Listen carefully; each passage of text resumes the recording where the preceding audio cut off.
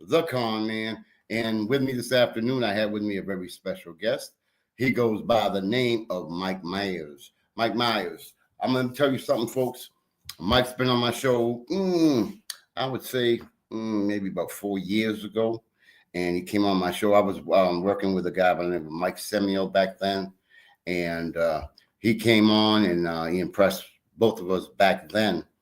And I really wanted him to come on the show and give him his flowers, his roses, because I'm telling you, folks, when you hear the story and the dedication and commitment and to what he's doing, I just think it's incredible. And I got my man on me with me right now. How you doing, my brother, Mike? I'm doing good. How about yourself? I'm doing well. Mike, I was just telling the viewers that how much I appreciate you and what you've done. And first and foremost, I want to thank you for your service. And secondly, I'm here to give you your flowers. And I want folks to know about you. I want them to know about the NBA. And I just want you to spread the word, because when you came on my show back in the day, you was like going on your journey. And that journey has leaped bounds beyond my belief. So, Mike, if you could, can you let the viewers know? Take it back, Mike. Take it back. Take it back. Take it back. And go from there. Well, first, take it back, my brother. Take it back. Thanks so much for the opportunity to speak to you today. Speak to your audience, your fans. You've got a great following. I know we've had this in the works for quite some time. So, anytime yes. I can get a chance to talk to you about basketball and military sports, I think it's great. So, but no, to take it back, I mean, me and my deputy commissioner, Angel, had an opportunity to, try to provide military basketball to the world. And what started out as an opportunity to, just kind of do a tournament and represent installation community basketball, military community basketball, turned into this amazing league. And, we're super excited about the leaps and bounds that we've had. I mean, we've, what started out just guys playing basketball, and then it kind of graduated into, we're actually doing something that's impacting people, saving people's lives with resiliency in sports. So we're to go from, a small high school at Fountain Fort Carson here in Colorado Springs to our championship games being played, at Temple University on CBS Sports. I think the first time I was interviewed by you, none of this stuff was happening. It was just, an idea, a dream that's come alive. And I think that's a testament not to my work, but to the volunteers, the coaches and players that, play in our league across the country, across the world, because we've got teams now that play in Germany that come to our events. So, playing in Europe. So we've gone from such a great place to a great start to, leaving the atmosphere, if you want, going into outer space. And, it's my dream in the next 3 to 4 years that we leave the solar system. We take this thing and we make, military sports and military athletes something that is, a new market, that's untapped, but, that we can bring to every American across the country. Well, obviously that's very outstanding. Now, again, let the folks know, what was it like to start from scratch? I want the viewers to get an idea how much effort and dedication, because I know, I follow you. I know every step you're doing. I want the viewers to get an idea. It's pretty hard, man. I'm working harder than I did when I was in the service. We're talking 20-hour days, putting presentations together, pitching to different sponsors, trying to get support from people, begging people to put us on their networks and their platforms. And then some people saying they'll put us on their networks and platforms. It's hard. You have to have all your ducks in a row. And sometimes you work to do something. You put something together and you think it's perfect, but it's not necessarily right for that organization. And so you have to go back and change some things around. I'm on 6 different time zones. So, we've got teams in Europe. So I've got to be available as the commissioner to answer questions for any of our teams or our representative and commissioner over in Europe. We got teams on the East Coast, Eastern time. We got teams in the Central. So that's an hour, so that's, Dallas, Texas, Fort Worth, all those Kansas, Central, Midwest. Then I'm on Colorado Mountain Time. We've got teams in the Mountain Time. And then, we've got teams that are interested and want to compete all the way out west and even some in Hawaii. So I try to do that. I have a manufacturer that's in the Middle East that does some of our uniforms and stuff like that. And so not uniforms, but some of our marketing stuff. So there's just a lot of things that go into it, and I have to be accessible.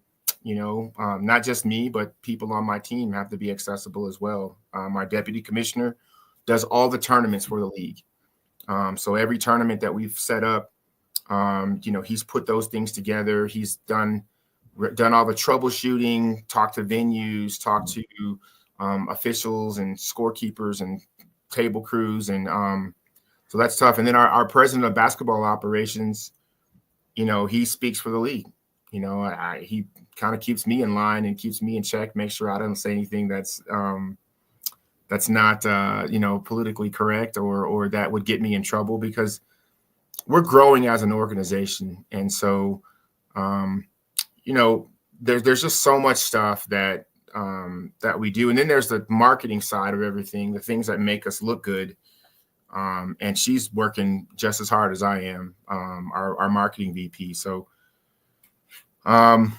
there's other people within the VA and other folks that just see what we're doing and support it. And we're looking forward to having a really great year. But it's not over. We've got to keep moving. We've got a documentary that's about to come out on a major network, major platform. I won't say anything now on this show, but I'll come back and make some news if you want me to. Of course. It's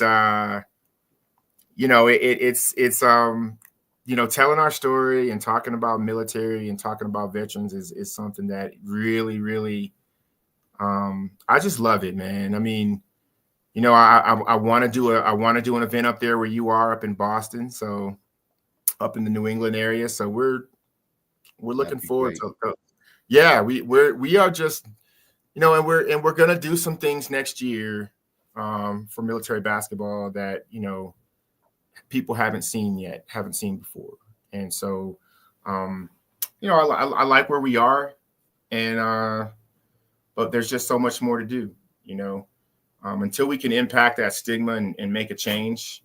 People feel like, when you decide that you're having some type of, illness and you're going through, thoughts of suicide or trauma, and you don't know how to process that, but you can go to a basketball game or you can come to one of our events and get some services and get some help.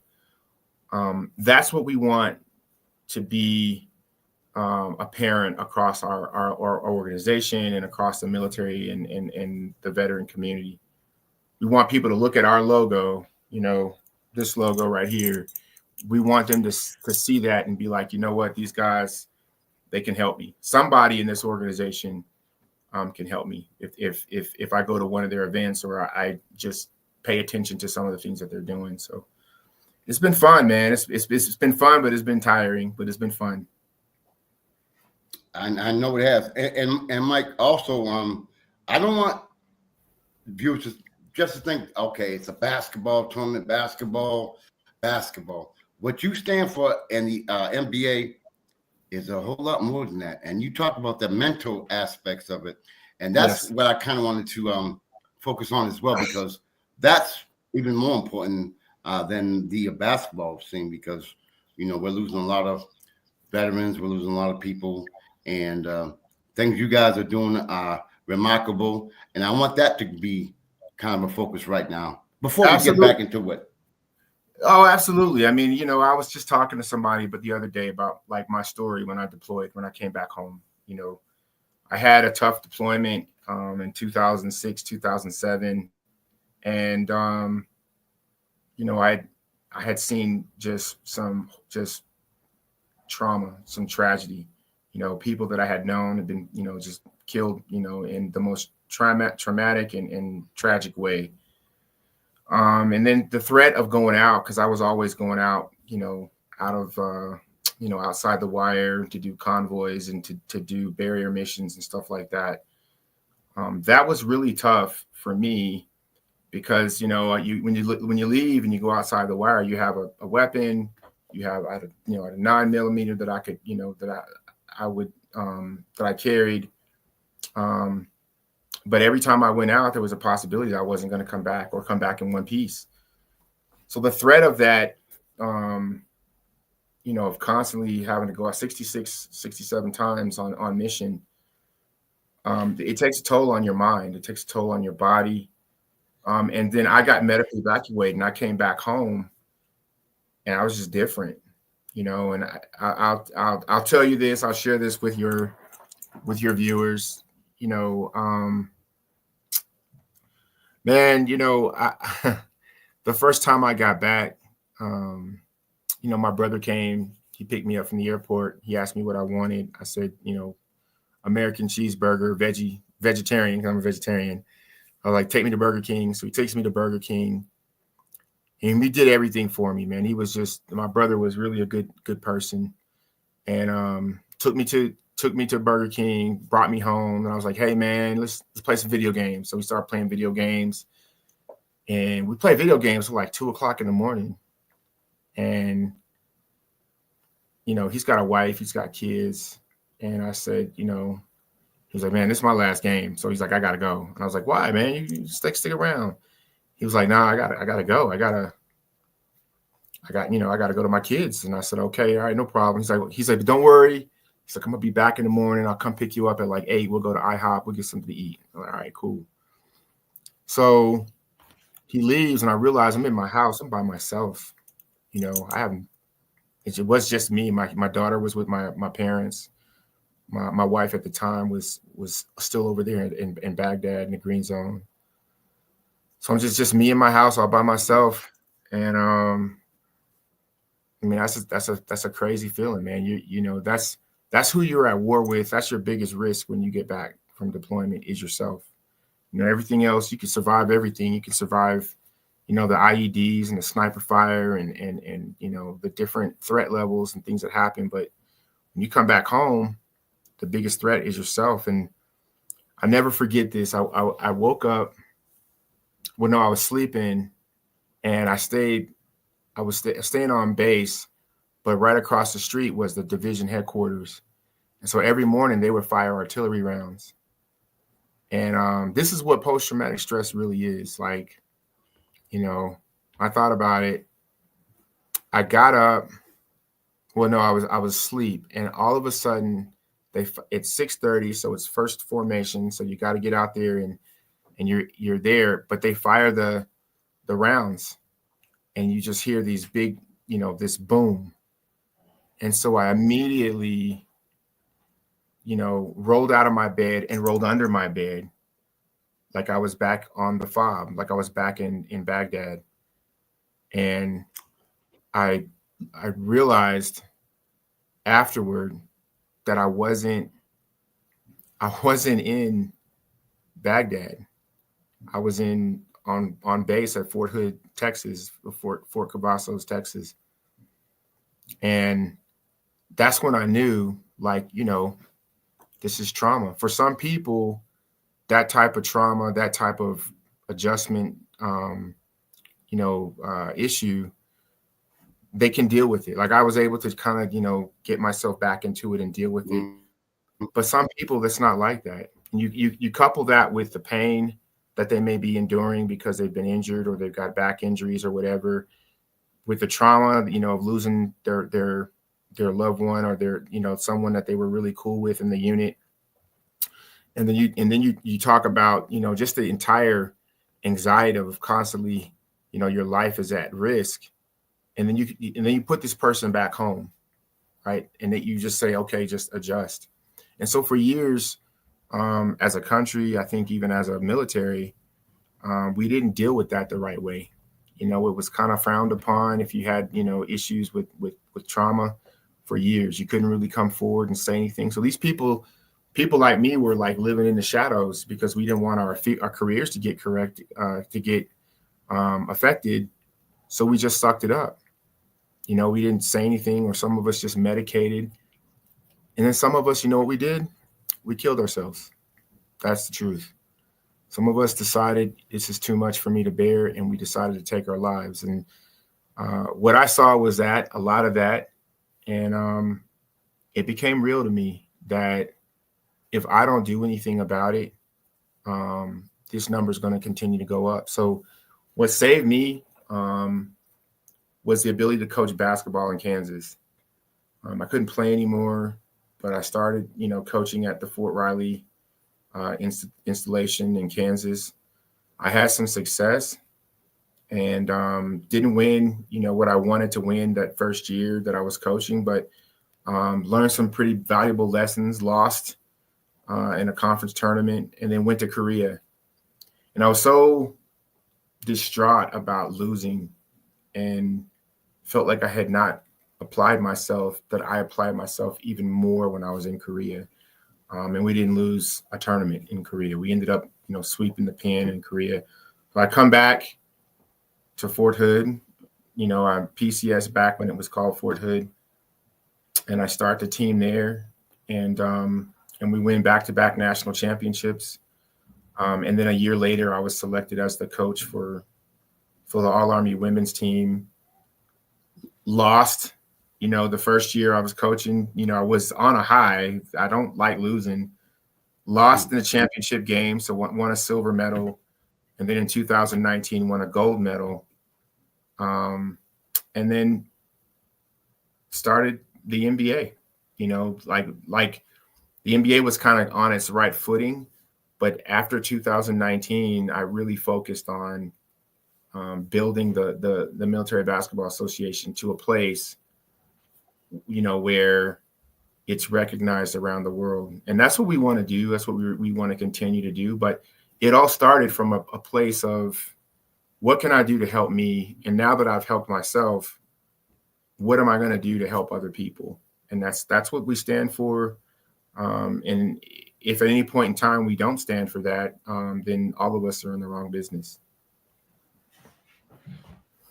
That's deep, but so very true. Now, what made you decide, look, I'm going to take up and be an NBA commissioner? What gave you the insight to do that? For real. To start the NBA? Yes. Well, you know, some of it was, you know, I was just talking to one of my rivals about this the other day. You know, some of it was, you know, some animosity I'd had from people within the military basketball world. And, you know, just when someone tells me that we can't do something, then, you know, and they didn't necessarily say I couldn't do it, but, you know, it was just a doubt that was out there. And so we, you know, I just ended up, you know, doing something that was kind of rival, and even in some terms in spite, you know, just, you know, you do your thing and I'm going to do mine. Right. Mm-hmm. And that went on for, you know, maybe 2 years, 3 years. And we just kind of had this rivalry going on, me and this other coach, who's, by the way, a really great coach, legendary basketball player in military basketball. We just, you know, saw things differently philosophically on how military basketball should go. And so for a long time, you know, he and some of his team sat on top of military basketball and were the most respected voices in the game, and they're still respected. But then, you know, but through that rivalry, the NBA just kind of flourished, and to the point where it was bigger than both of us, right? You know, I could say I didn't like this guy. He could say he didn't like me. His people could say he had his own following. I have my following. Right. Um, but at the end of the day, it outgrew both of us. And what's weird is because I was talking to him about it a couple of days ago, and I was just like, man, the best thing that could have ever happened to military basketball was the rivalry between me and him. Um, and I told him that out of respect because, he'd won, 2 back-to-back gold medals with the Army on the men's side of the house, was the men's coach. And that was a job I wanted. I wanted to coach the men's all Army basketball team, but that's not what, God had for me. God said, no, you need to be the NBA commissioner and you need to build this organization. And that's what I've done. I mean, that's what I've done. But if you ask me like how it started, it was just, us versus them. And they were winning for a long time. They had so much. It was like fighting against, the system, because they had a lot of backing and they had a lot of support, and they still do. We just do things totally different. We're two different organizations, and I'm just, I'm trying to impact the world. That's the direction that I want to take the league, is to give it to everybody, right? It's not something special. And I think they wanted to do that too, but they were a little limited with some of the things that they were doing. So it started off as two, entities, kind of, who can top this and who can top that. And then we just kind of took it to another level. But it wouldn't be anywhere if there wasn't another, antagonist or protagonist, which way you want to call it. Right. But I respect them guys. I respect him a great deal, because he pushed, those guys pushed me. I wanted to win everything. And it didn't start like with the NBA. It kind of started when I was still coaching. I just wanted to win everything. And I worked hard to win. I worked really hard, especially when I was at Fort Hood. I wanted my teams to always be prepared. I wanted to have the best talent. I wanted everyone to be from my military community, which they were. And then when we got a chance to win down there back to back, I mean, what else is there for me to prove at that point? So, I don't, during that whole time frame and all the time that inside, I was very cocky and very arrogant. I wasn't humble. Externally, I was like one of those coaches. It's like, hey, good game, but inside to myself, I just wanted to win everything. I didn't care. I just wanted to win. And if you weren't about winning and you wanted to, be a part of my program, or you wanted to do something, I wasn't trying to hear that. And that's just the truth. And so now it's kind of hard because we've got coaches in our league now. That's all they want to do is win. They don't care about the mission. They don't care about, where we're trying to take it. And I'm not saying all, but some people, it's all about winning. And it is, it's a competitive league, I mean, the winner is going to win on CBS Sports Network. Like that's a big deal. Like these guys are fighting for a reason. And so I respect that. I know that I'm part of that culture. I guess I was part of the problem of, win at all costs. And so now I'm spending most of my time trying to find out ways that we can get everybody to be humble, because the bigger mission is every time these guys volunteer their time for practice, for games, for community events, that's time that these guys who may be going through something difficult don't have time to contemplate, bad decisions and horrible decisions. So that's, I mean, I love it, man. If you ask me like what's the dream job? The dream job is to wake up every day and be the NBA commissioner. Now it sucks because you got to work. I'm working. I'm constantly on my phone. People probably get tired of seeing this background on Zoom calls and stuff like that. But I'm going to wake up every day of my life fighting for, our veterans and our military because I know what it's like. I don't want them waking up and rolling under their bed. And if they do end up having to do that, I want them to know that there's help. There are services out there that exist to help these people. It's important. And Mike, I know my history, and I know everything frontwards, backwards, sideways about how the NBA was formed, how the ABA was formed, and seeing what you guys have developed intrigues me. And I never served in the military, but I feel like, you got me. You got me involved. You got me involved, and I appreciate what you do. Now, being a commissioner, what are the trials and tribulations you have faced?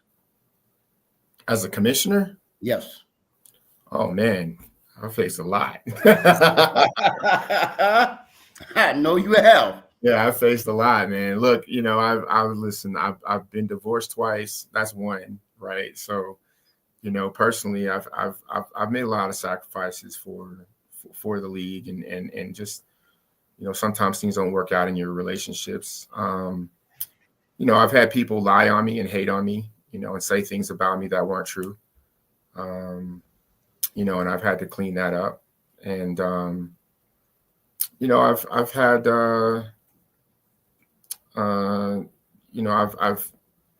I've had people that want to see this all come to an end. Mm-hmm. Absolutely. People think that, like, maybe this is too much power for one person to have, or that the league is not, they like the league, they just don't like me, right? And so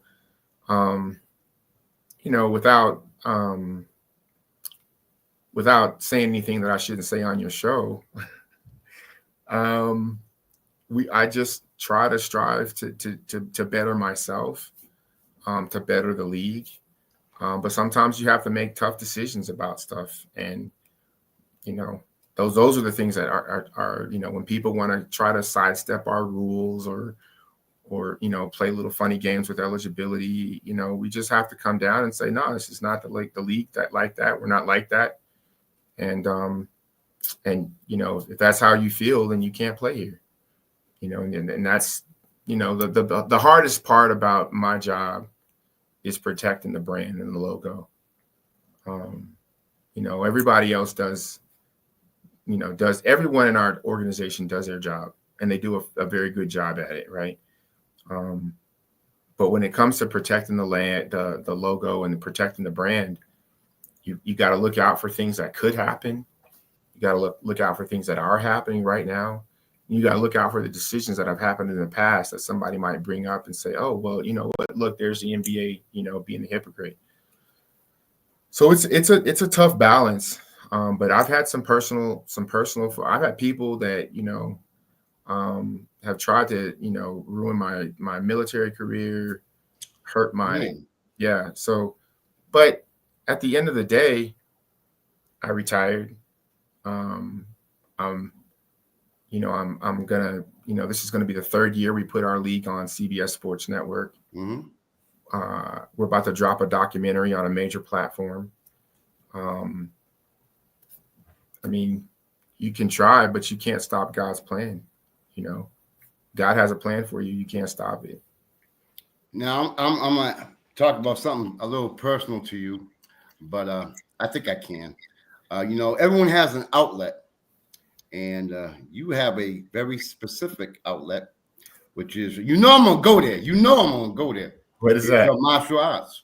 I want to know how. I was gonna go there. Sure. You are a martial arts expert.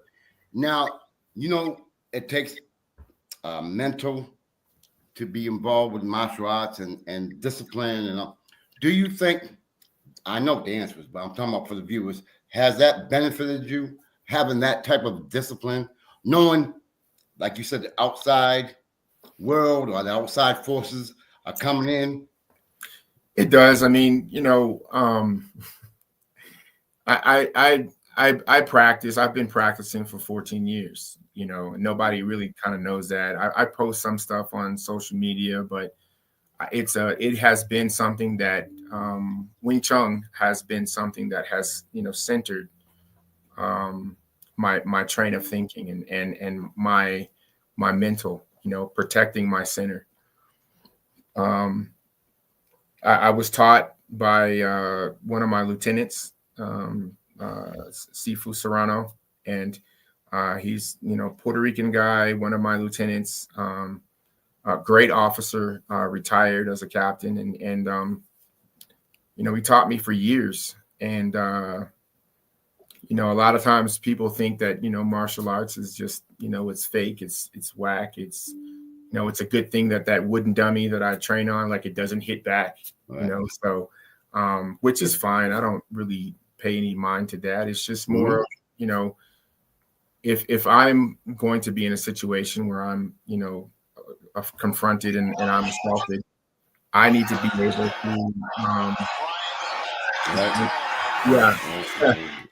no, I need to be able to I was going to talk about time a lot of your May 25th event, but go ahead. No, it's fine. But yeah, so Wing Chun is important. It's part of my workout routine, and something that that I've trained my kids. So I think martial arts has a great deal of therapy to keep people grounded. It's a place where you can place some of your frustration, focus, and so if you're doing that, then you're not making harmful decisions or demonstrating harmful behavior. All right, now let's go back again to the NBA, and how many teams did you guys start off with to begin with? 16.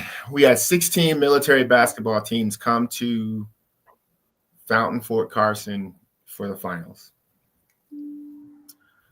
And there are some original teams that were there and they're still with us now, like Luke and Fort Bliss. Those are teams that have been with us forever, right? When I look at the way the league is now, by 2019, we had over 50. We had over 50 teams. So the very next year, we went from 16 to 50, and then COVID hit, and then we went down to like 25, 26. And today we've got close to 50, if you count the teams in Europe that are vying to compete in our tournament, plus the 31 teams that are here in the United States and the women's teams. So we are growing. We are definitely growing. But I think we can get bigger. I know you will. Now, when you came on my show back in the day, you were focused and your goal was to be on a nationally televised network. That was your goal, one of them anyway. And did you think it would happen that fast? No.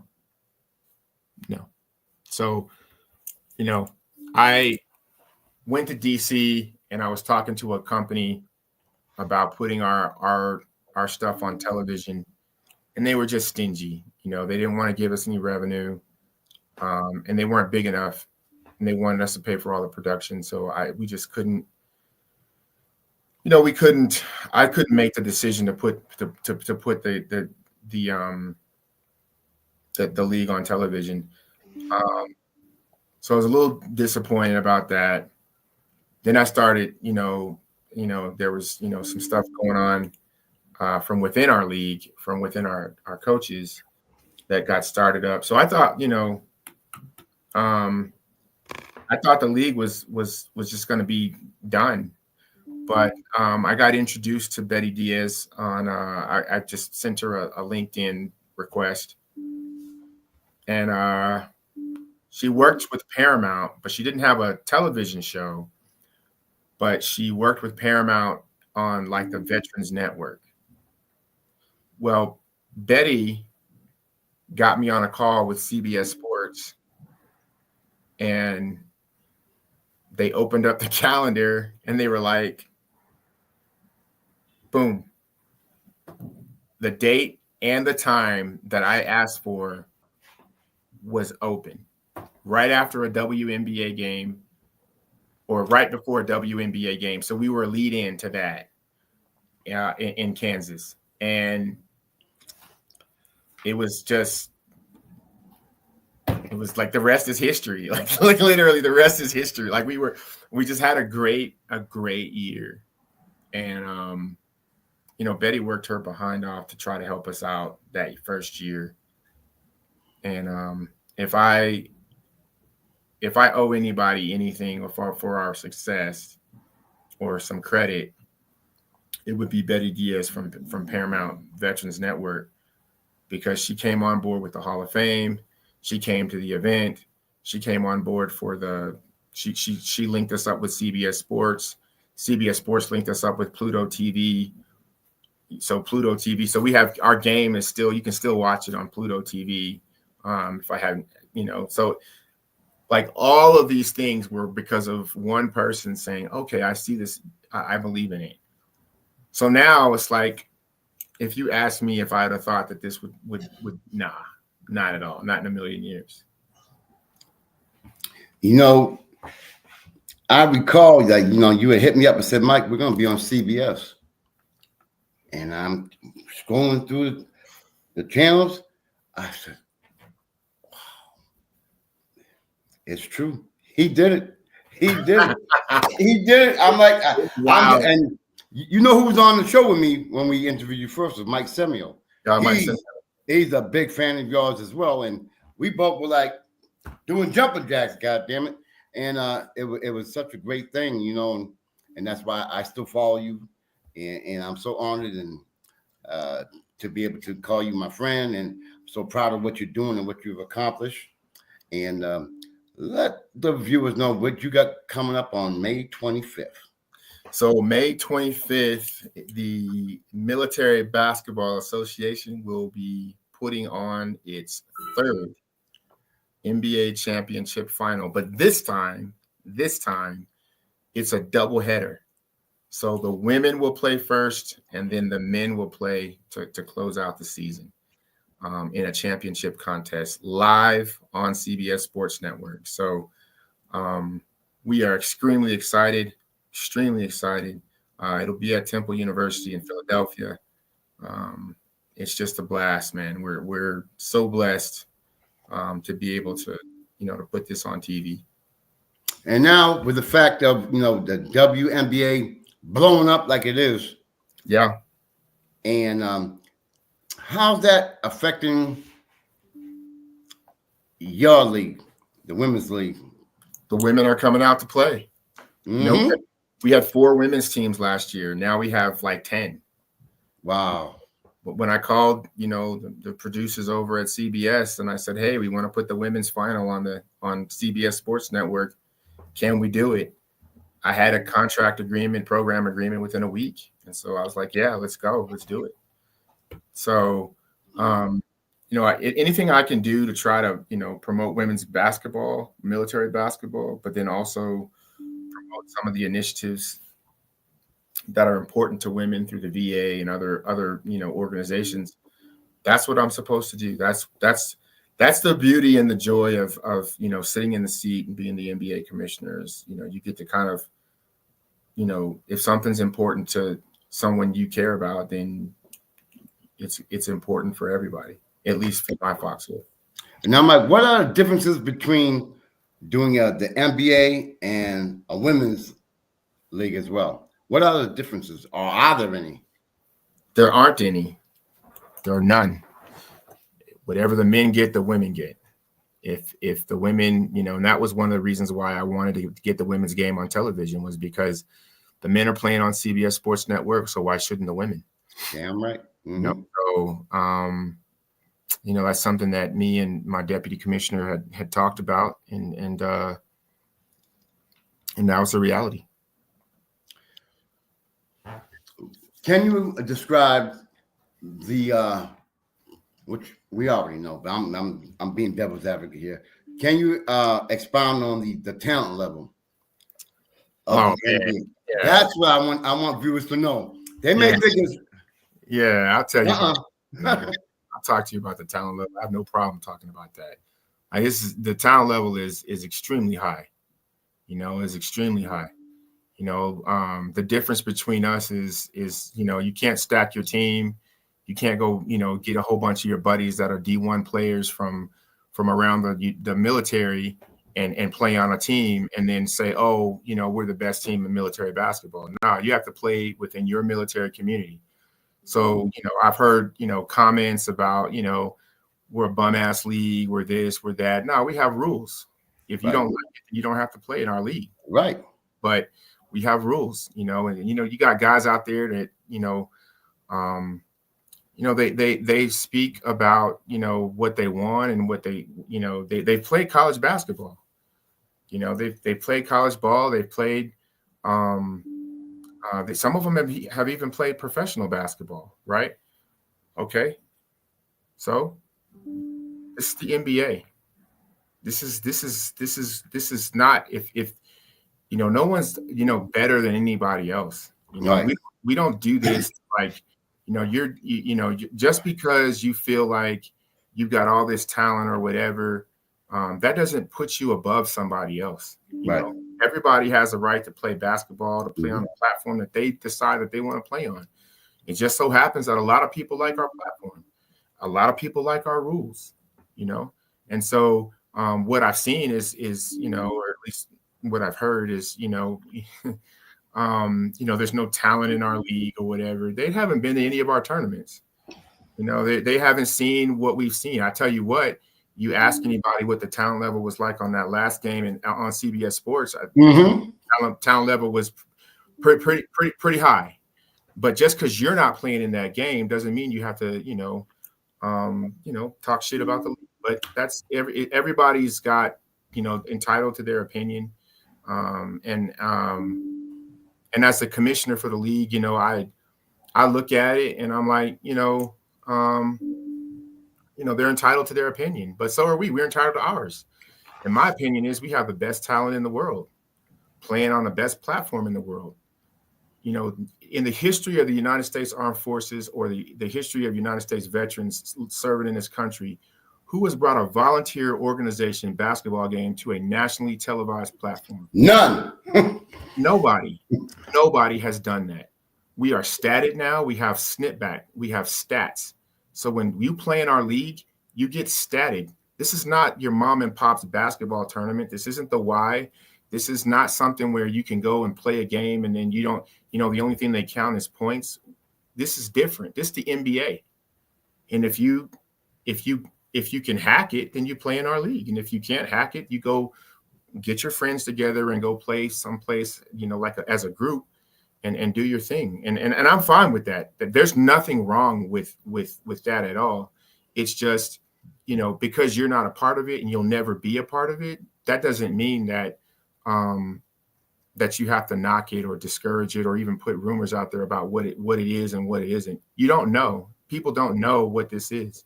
And if they want to know, they can call me. They can email me, they can text me, they can say, hey, Mike, what's the Military Basketball Association all about? But I'm pretty sure I've talked to them before and I've told them. So but that's just me being, aggressive about what this league is and what this league isn't. We've made some major strides to change things about our league. We've things that I used to have my hands all over. I said, hey, you know what? I can't be a part of that.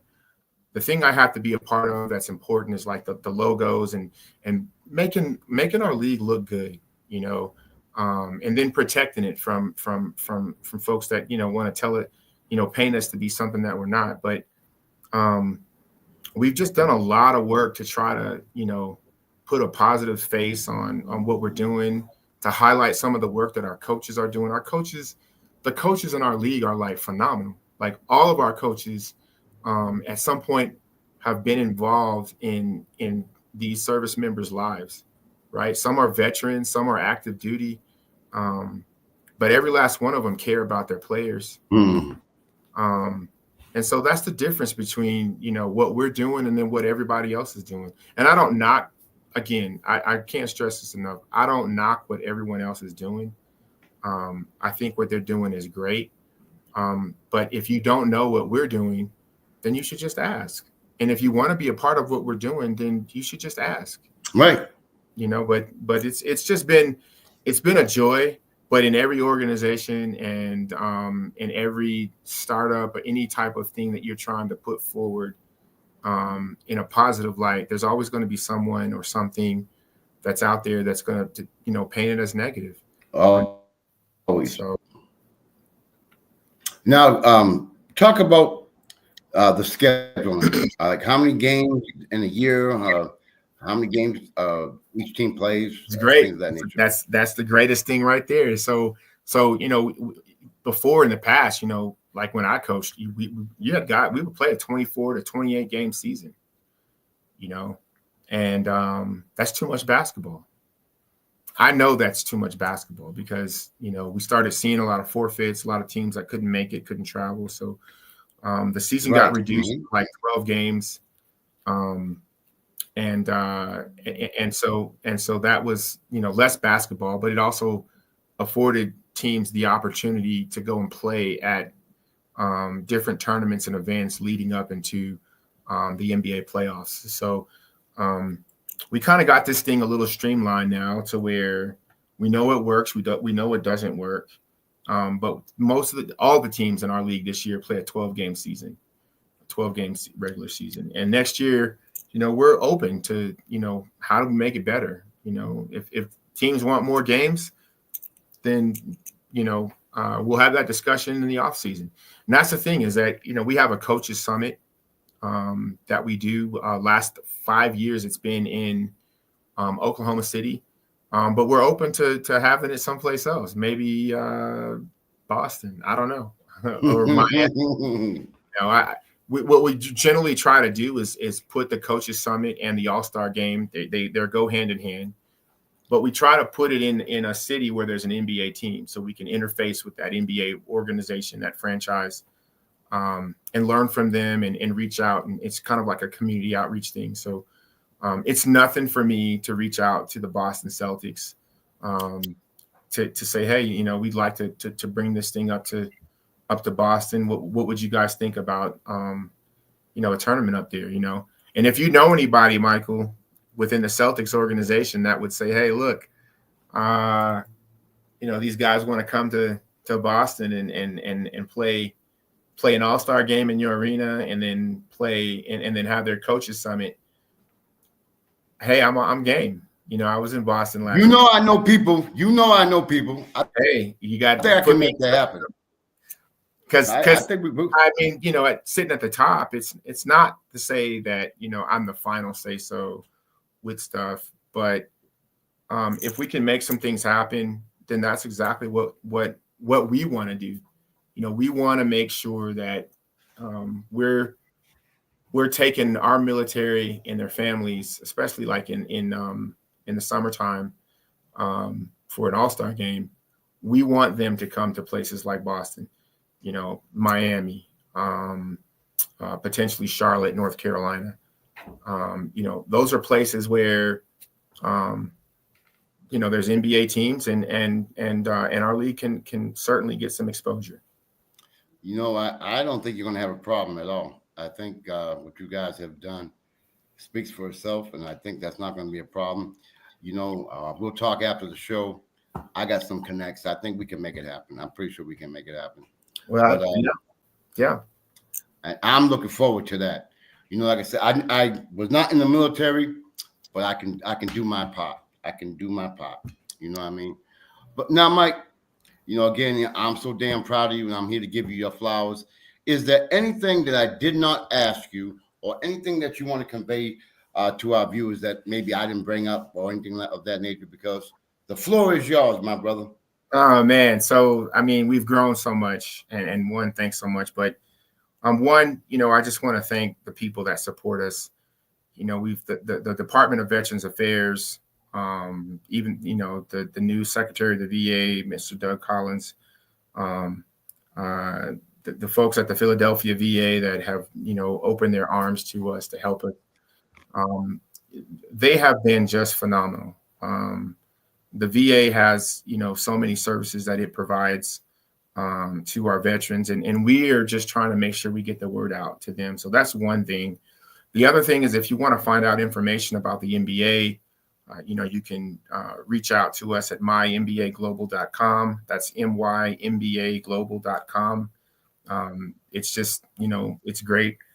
We've got over 1,000 players that compete in our league.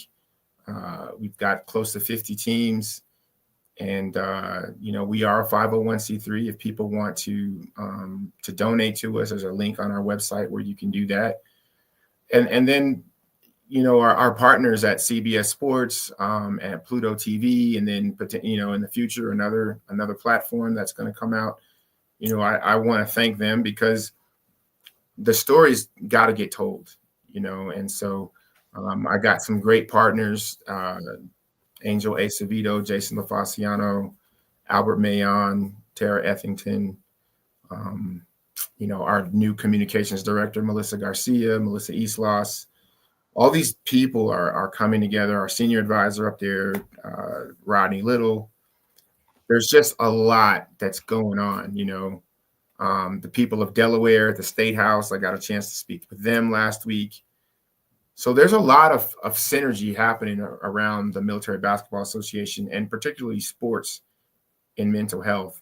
And so I just hope that we get to continue to spread that message and that word. And, but we need help, man. We need more help. We need companies and organizations to support the league. We need the NBA to support the league, organizations like the Celtics and like the Philadelphia 76ers and different organizations, if they can help support the league, I'd like them to. I mean, I think it's important. So, but Mike, you're doing your part. I am, anytime I want to break some news, I think I'm definitely going to keep you in mind to announce things on your show. But I just appreciate the platform that you have, and thank you for having me on the show. Well, Mike, y'all up on the top of my list, my brother. And again, I want to thank you so much for coming on my show, taking time out of your busy schedule to come on my show. And I do appreciate you, my brother. You take care. God bless. Absolutely. God bless. You got it. Life of basketball. You got me. NBA basketball. Ladies and gentlemen, I got my man Mike Myers, who is doing some phenomenal things with the NBA and the WNBA as well. And look forward to seeing the championships being held May 25th on CBS. And now, Mike and I go back a little bit, and I'm just so proud of him and what he's doing and what he's accomplished. And folks, he needs your help. We need your help. So those that are watching, if you can help out through supporting him, and the NBA will be greatly appreciated. And Mike's a good man. That's my guy. But stay tuned next week. Again, Mike, thank you so much. Next week, we're going to have a pretty good guest. We're going to one of my guys is an OG. He goes by the name of John Reeves. He's out of Chicago. And I think I know history about basketball. But let me tell you something right now. He knows way more than me. And I think I'm looking forward to having him on my show as well. And we have some other good things coming on. We've got something what I think is very important. And we got some very interesting individuals. We got a man who we call himself Follow Suit. And what that is, as you guys will know, is he is impressing on our youth about dressing properly, dressing instead of having your pants down below your, teaching you how to dress properly, how to do a tie, how to act properly. You look good, you feel good, you do good. And Follow Suit is doing some tremendous things in the Boston area, and we're looking forward to having him coming on next Friday as well. And then we got my man Aaron Christian, who is doing some big things out in LA, tremendous things. He just received an award, matter of fact, which I will be talking with him about next week. And then, as part of my Fitness Friday with the Conn Man, I'm going to have Emanuela Alves, and she's a mother, and she works as well. but she is a physical specimen. I mean, she puts out her videos about her weight training and things of that nature. And we're going to talk to her. She'll be coming on next Friday at 6 p.m. And then, of course, we got DOG at 5 p.m. Anyway, I want to thank you guys for tuning into my show, Sports Corner with the Conn Man, on this Sports Wave Network. Y'all take care. God bless. Peace out.